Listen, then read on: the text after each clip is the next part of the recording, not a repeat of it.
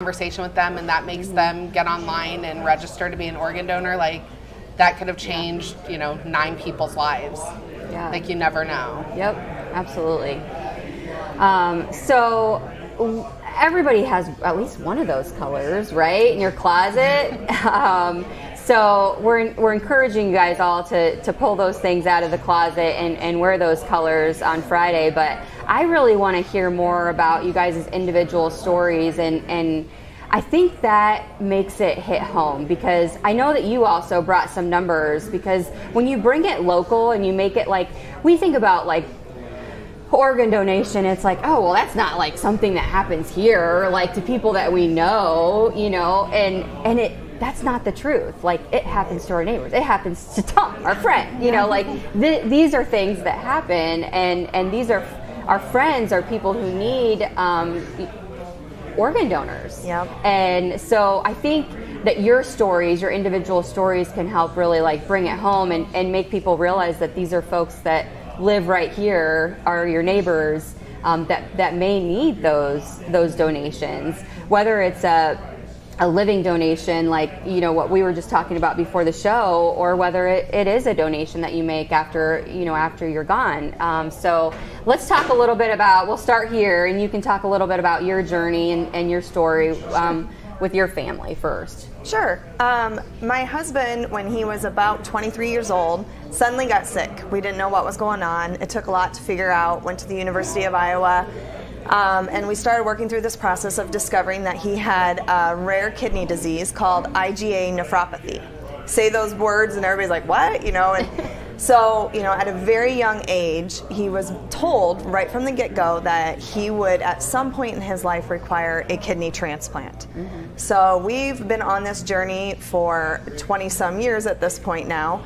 Been very blessed with the fact that his disease has been a slow progressing disease. Mm-hmm. Some people get diagnosed and within a year with this disease, they're needing a transplant. Mm-hmm. About 2 years ago, he finally hit the kidney function level that allowed him to get listed on the transplant list, but he's listed as inactive right now because he's not currently doing dialysis or anything like that.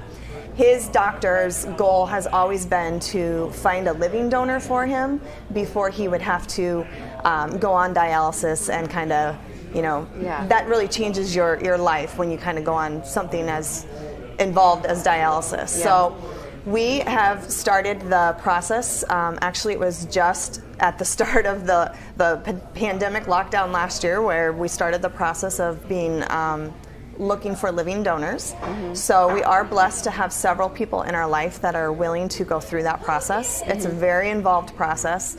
A lot of testing and things have to be sorted out there.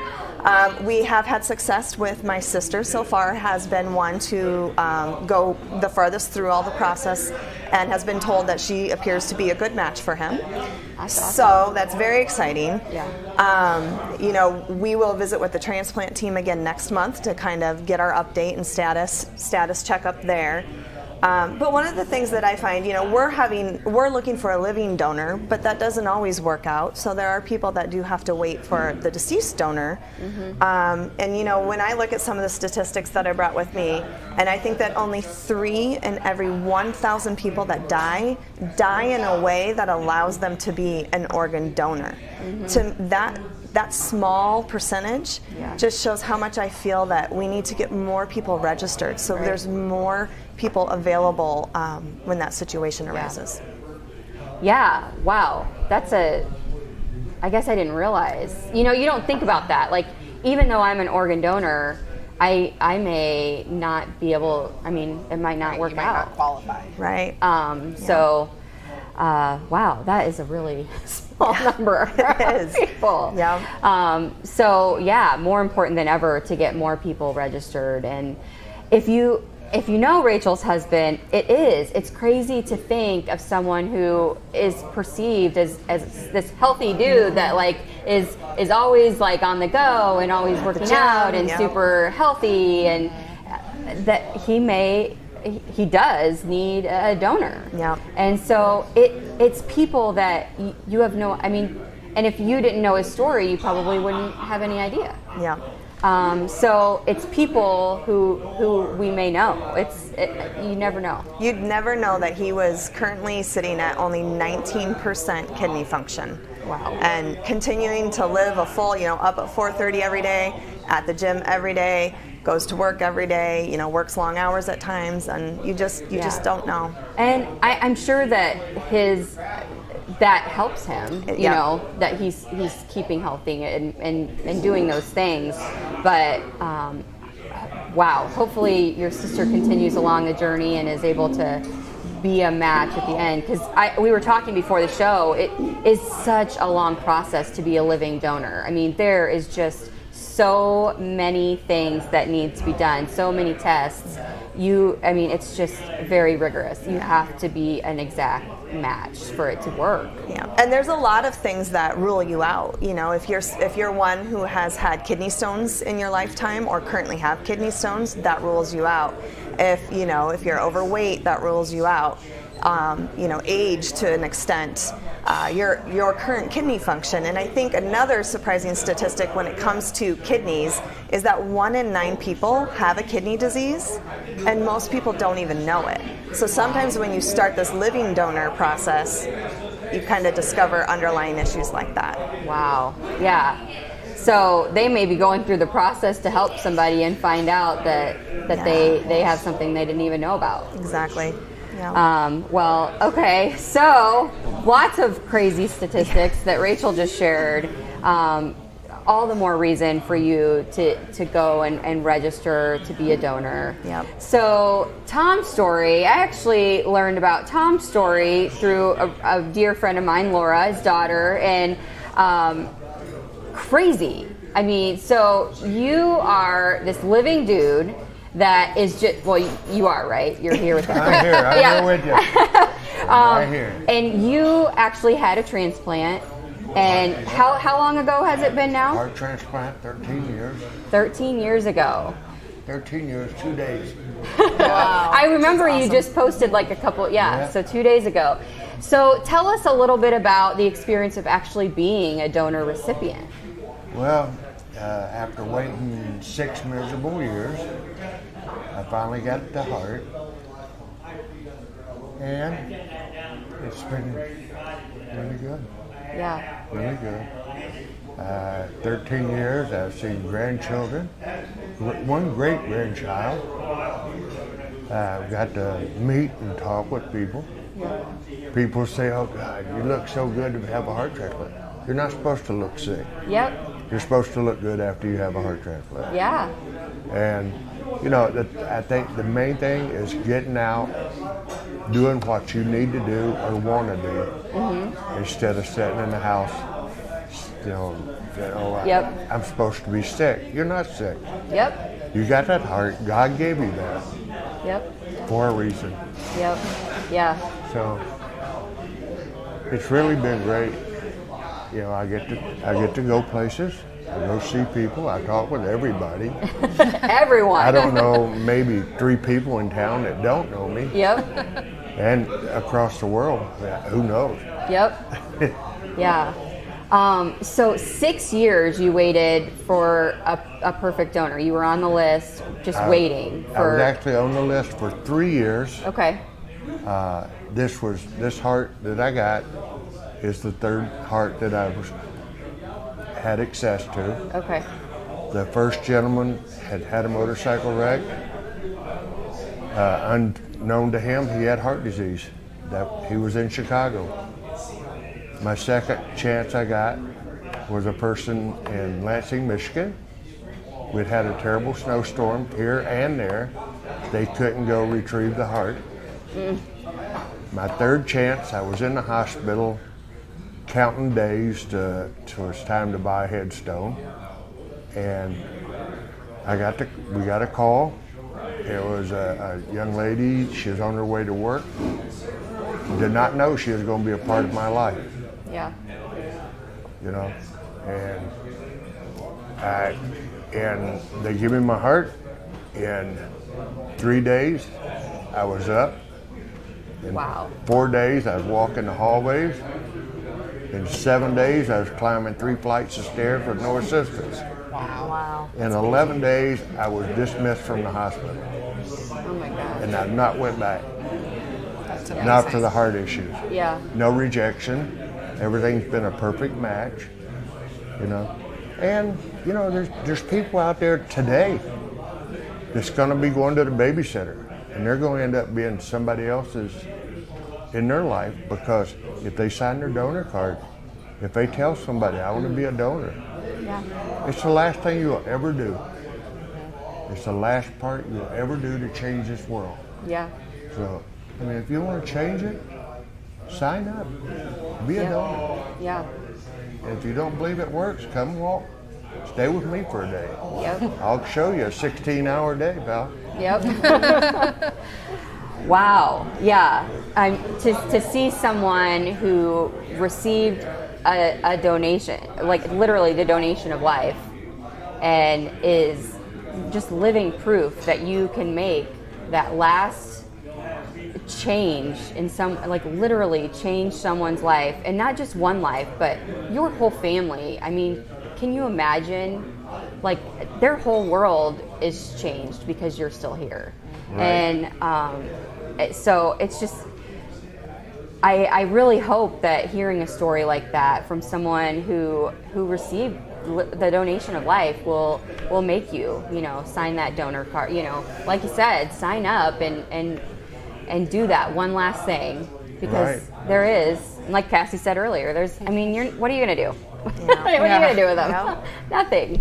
So you told us a little bit about your story with your uncle and Yeah. that journey, but he received actually 2 donations before. Yep, he's a 2-time liver recipient. He was, you know, a seemingly healthy guy as well, and just until he wasn't anymore. And after his first donation, I believe it was, he, you know, lost all of his like nerves died pretty much. He had to learn how to walk again as if he had prosthetics. He, you know, had no grip in his hands. Which then became like a huge thing because we had to alter vehicles and stuff so he could drive with the switches, and but he was a golfer, and so the fact that like he worked really hard to be able to get back to be able to do those things. After his second transplant, you know, we got another 15 years, 16 years with him after that. But my Uncle Doug was, I mean, besides just being an amazing guy, like he turned his life to be part of the Iowa Donor Network and to promote and to educate and all of this. We used to host in Muscatine the Iowa Transplant Open every year, which was a golf tournament at Geneva, where I then met tons of other donor families and recipients and all of that stuff. And it really is like a community. It's a community you don't necessarily know exists, but once you become a part of it, like you're a part of it and you're in it. And with Doug, he traveled everywhere. He went to the donor games, donor Olympics. He, you know, golfed there. He shared his story with everyone. He, you know, when he left us, he left 4 kids and my Aunt Jasmine and his grandkids and, you know, our family. And it's something that we haven't really been able, obviously, to get over, to move past. But because of everything he went through, like, it's given us all another purpose in life. His oldest son works for the Iowa Donor Network now and is able to help with this kind of stuff every single day. Doug, being a recipient, also got to be a donor, and he couldn't donate a lot, but he was able to donate his eyes, which was, you know, huge. I also have an Uncle Mark who he found out he had cancer. From diagnosis to death was 11 days, and he was able to donate his eyes as well, which when I think organ donation, like I'm thinking heart and kidney and liver, like I don't think about the eyes and the tissue, which is, you know, stuff that people need every single day too. And there really is, like you were saying earlier, you know, you don't think of it being here, like sitting next to you, being your neighbor, all of that, but the amount of people in our community who have been impacted by organ donation is huge. My friend Jordan Hopkins, everyone knows her son Parker had leukemia years ago, and he's here because his older brother, who's like a year and a half older than him, was able to donate bone marrow. And like, so they're living donor, recipient, all of that, and they're 7 and 8. Like, it's everywhere. And so if doing this, wearing blue and green, talking to you, talking to our neighbors, gets 10 people to go online and register who didn't think about it, not that they were against it, but they just never thought about it before, they didn't know what kind of impact it would have, then like, this is all worth it. Do you guys know what, like, and I'm sure it kind of differs for everybody, but like a completely healthy person, how many lives can potentially be saved from like one donor? Is there like a statistic like that you know? Yeah, I had, I think one donor can save up to 8 lives. Yeah.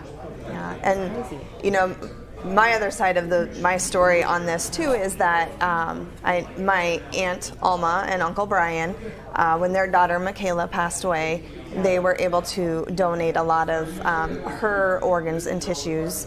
And that was a big, that brought them some comfort in knowing that even in her death, she could continue to help others in need.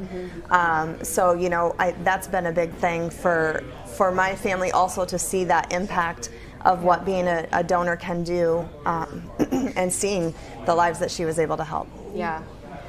I think on both sides, just like what you said, when you're a family who loses someone so special to you, if you can have that comfort in knowing that their death, caused life for someone else, made that difference for someone else. That's huge. Very. Not only, to make that difference for someone else, but in comforting, and just, I can't imagine that loss, and such great people to just use that and help others. Again, always. I love them so much. I know.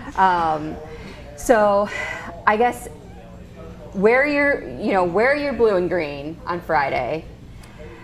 Sign up, get online, and let's tell them how. So if you're not currently an organ donor, what is the easiest, the best way? You can go to registerme.org, and it takes less than 2 minutes. Okay. Put in your information and sign up. You'll get a confirmation email saying thank you for being willing to donate life. And it's super, super easy. You're not going to get phone calls and emails every single day. It's not, anything like that. But it puts it out there. It lets someone know. Things that people don't think about doing is like their estate planning. In your estate planning, in your will, it says, do you want to be an organ donor? Yep. Like, you can put it right there, and Yep. then everyone has to listen to it, whether they want you to or not. Yep. Like, just letting someone know, it's a huge deal. Talk about it. Yep. Like, it's just a huge thing to do. Yep. We have a Facebook event that's going around. It's public. On Friday, if you wear your blue and green, post pictures. There's hashtags galore. They're on the event. I think you have them there. If you put your pictures on our event, do the hashtags. We do have a contest going on. Whoever gets the most likes, shares, whatever, we have a $50 Visa gift card up for grabs. Like, it's not huge, but it's $50 for posting a picture. Yeah, like, it's fun. Just help us spread everything that we can. Spread the awareness. Yeah, get people involved. Sure. I made a little quick slideshow of some of the pictures that they sent in of their loved ones, and so I wanted to share that with you quick, and then we'll come back and just do one last reminder about Friday and kind of close up the show, but wanted to share some of these pictures. And pictures are worth 1,000 words, right? So we'll share that, and we'll be right back.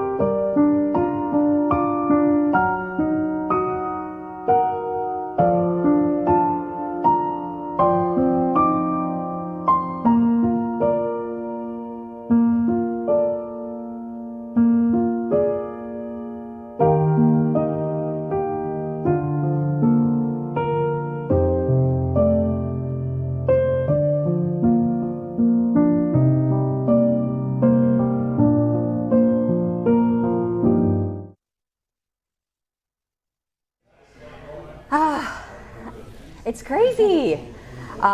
There are, you brought actually the Iowa numbers, or did you say that you knew kind of about there's approximately? like 526, 76, between I'm 500 and sure the 600 numbers people in literally change Iowa all the alone time. that are, Over 500 people just in Iowa that are on the list waiting for a donation. So I encourage you not only to raise the awareness by wearing, blue and green this Friday, posting your pictures to that event page, and we can link that up even in the comments after the show. We can stick that in the comments section so it's easy for you guys to find on Facebook. But raise the awareness, talk about it with your family. Talk about, go home and talk about it with your husband or your wife, and have that discussion together. It's important. It's an important discussion to have. Have that with your children so that they know what your wishes are and you know what their wishes are. It's important to know those things, and it's important to you can literally change someone's life, and that's what this is all about. And if nothing else, go on the website and find out more information about organ tissue donation, and see if it's something for you. Educate yourself if you're not already a donor, and maybe you're not ready to sign up today, but start learning more and finding out more about that. So thank you guys for coming and sharing your stories. I know it's not always the easiest thing to do, but it certainly hits home and makes people realize that it is in our community.